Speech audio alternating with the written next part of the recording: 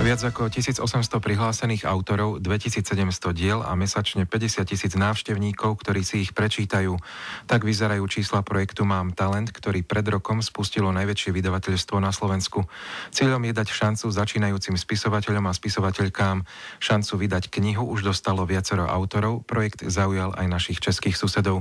Slovo má Miroslava Ábelová. Na Slovensku v poslednom čase hľadáme talenty v najrôznejších oblastiach, či už je to spev, tanec či divadlo. Ešte donedávna však ľudia s tým literárnym talentom mohli iba ukladať svoje diela do zásuviek a snívať o tom, že ich raz niekto vydá. To sa rozhodlo zmeniť najväčšie vydavateľstvo na Slovensku. Pokračuje generálna riaditeľka a tiež jedna zo zakladateľov projektu Mám talent Gabriela Belopotocká. Mladí ľudia, starí ľudia, píšuci ľudia, grafomani píšu, posielajú poštou, mailom, nemajú reakcie. Ja som sa rozhodla, že musíme urobiť centrálnu platformu, kde nie len píšu, ale aj rovno dostanú feedback. Najdôležitejšia myšlienka bola nasmerovať nových talentov ku nám. Internetový portál Mám talent tak dáva šancu predviesť sa v akomkoľvek žánri.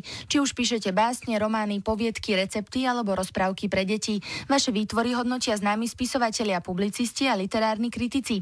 Svoj názor môžu vyjadriť aj samotní čitatelia.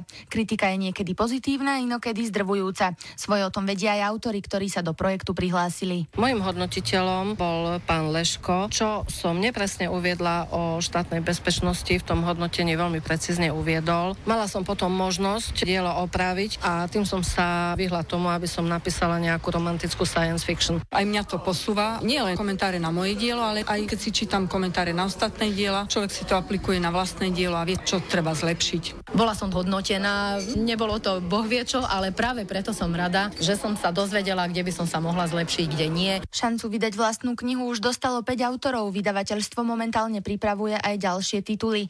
Projektom sa inšpirovali aj naši českí susedia, ktorí už podľa našich informácií pripravujú podobný portál pre talentovaných začínajúcich spisovateľov.